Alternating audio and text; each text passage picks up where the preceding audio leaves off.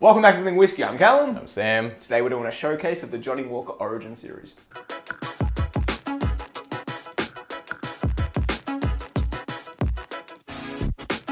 Alrighty, so we did like these individual reviews, which And they all did really well. well they did For alright. us, Like I think it's just because Johnny, but the videos did alright. But we thought we'd compare like them all together because we've never done that. We've literally never sat down with them all at once. Yeah. We kind of just like had a bit individually, but never all at once. So we'll try them. We'll see how they go. We've got all four. So we've got the Isla, we've got the Speyside. There should be Highlands Highland and Lowlands. All right, I'm going to start with the Speyside. And I'm going to be having the Lowlands. There's actually a little bit of a peat in this one. It's honey malt, the Lowlands. This one's like got a decent amount of peat in it, surprisingly.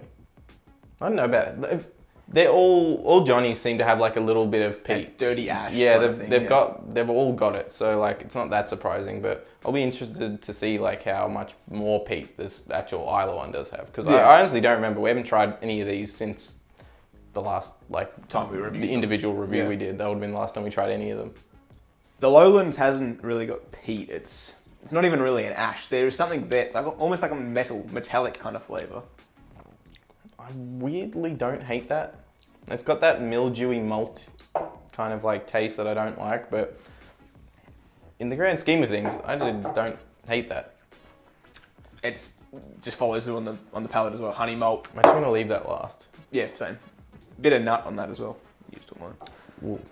This one's way sweeter. What's that? The Highland. Yeah. This is way more honey malt. A lot of peat. Right? compared That's to- what I mean. Yeah. This is like really rounded and like tacky, like buttery kind of, like you said, like that honey butter on toast kind of maltiness. Well, no, way too much malt. No, way too much funk. It's got that mildew. It's like a peppery raspberry or something. There's a nice fruit in the Speyside. It's got so much, it's just that weird scotchiness. I don't even know if we're describing it right, the maltiness. It's probably not even correct. It's just that like moldy hay, like sour barnyard kind of like taste. I don't really know how to describe it other than that, but I mean, that is the malt that... I Well, I imagine it's the malt don't know. doing That's that. what I mean. I don't know. Maybe we're just like blaming everything on the malt. This one smells the same. This one's a bit better. That one's just so funky, like sour, Oh yeah, this just one's- like dirty, like old socks. it is hella It's funky. just this one is too, but not to the same extent. This one's a bit more That's sweet. a lot sweeter. Yeah, I'm gonna dive into the Isla. I remember loving the Island. That was easily my favourite one from memory. It's not. I mean, look, I haven't tried an Isla in I don't know A while. A while. So like Yeah. my palate is definitely like, back to baseline. Not used to it, but it smells pretty damn like Isla-y. I might have... Weird, sweet funkiness though. Yeah, the Speyside's got a lot of peppery ash in it. I want to try that to compare. It's a bit soapy. Might be the glass of Yeah, maybe. It's just got this like chemical twang on the end. I don't know. Yeah, there is that real brininess in this one. It's definitely Isla. Like it's not like a big brand said Isla and they added 10%. No, like that's definitely like if people don't like Isla or they're not into Scotch at all, they're gonna hate that. It's definitely Isla. It's clear.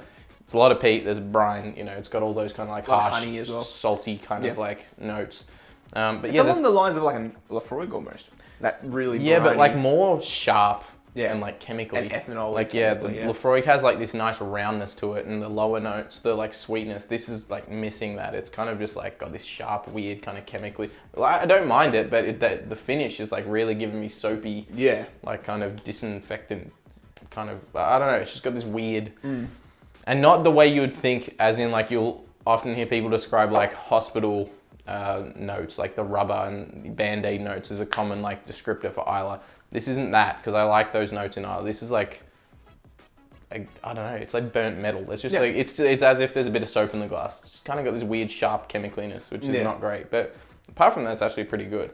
I'm tossing up between these two as my favorites. I think balance-wise... I would probably go, in terms of ordering them, Oh, that was not wrong. I'd go that. So I'd go Isla, Speyside, Lowlands, and Highlands. Yeah, me too, actually. I don't like that honey malt in the No, Highlands. I don't. These two are just too malty, funky, just like sour. The Lowland is less malty, but it's still got it.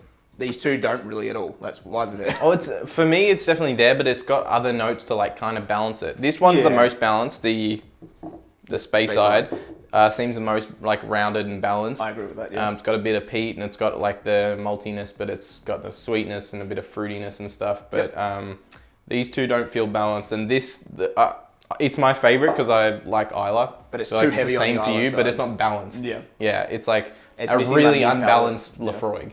Mm. But there's definitely parts of this I do like that whole thing with like Isla is like a masochistic kind of thing, where you like that it kicks you around and tastes just weird. You know, it's just, that's enjoyable. So that's why it gets a pass for being like unbalanced. If you're looking for like the most pleasant one, I guess that because it's the most balanced. But if you're Easy really drinking, I would probably go with Lowland. yeah, because if you're really anti peat, like Isla-y notes, then you might want to move on to one of these two because this does still have a bit of the peat in it. More than I remember, to be honest. Way more than I remember. But again, we haven't had anything peaty in ages. We've been like drinking American whiskey. I don't know. Look, this is a weird, like, I enjoyed getting them. It was fun to see like them show up at Dan's and be like, oh, cool, this next one's out, we'll do another video. And they did do well. So like, it's also interesting to see the difference in category as well. I think it's an interesting thing. With like the base grain. Yeah.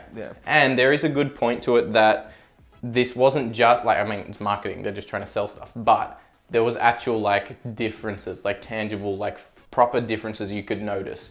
With things like Shivers, a common complaint of ours has been, they might have a really cool label that sounds so different, but it's like whatever that weird barreling or whatever that went into it to make it seem cool, that they inspired all their labeling to sell it to you, is like 1% of what's in the bottle and it just tastes like a regular Shivers 12. At least these, like it's obviously heavily marketed, but they genuinely are like from distilleries from all the different regions, and there's a distinct difference between them. So there's a purpose to it besides just like marketing crap to get you to buy it. So, and as we said before, you could blind taste these and tell what region they're from.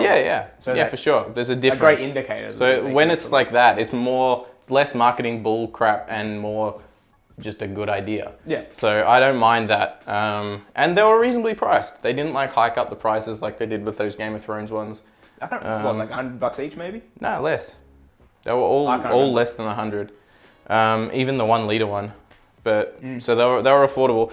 ABV wise though, they're probably just 40, aren't they? 42. Pretty sure they were all 42. Yeah. Yep, they are. So again, I mean 2%. Good for Johnny. It's good.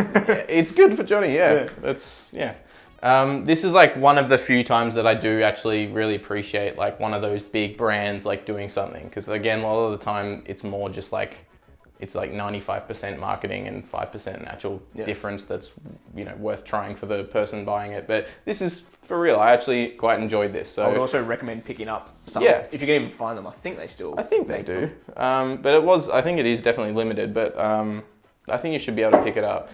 And again, they should be very affordable as well. So it's one of those things where it's hard to go wrong. Like if you don't like it, you don't like it. But it's not like you went out searching for months and finally found it on a secondary market and paid like $500. Like it's not one of those scenarios. So the risk to reward it's pretty good in the favor of the buyer. Let us know if you've tried any of these or all of these, what you think of the lineup and what you think of the idea. I'd like to see other distilleries do something similar, like not distilleries really, but like companies, sourcing companies do the same thing, like maybe a Compass Box version. I'd like to see a Dimple version because I like their whiskey, like their base whiskey. Yeah, I'd like to see different companies. I reckon that would be cool as well. But yeah, let us know what you think. If you like this episode of Everything Whiskey, leave us a like and see future episodes from us. Maybe consider hitting that subscribe button. If you do, we'll see you next one. Cheers.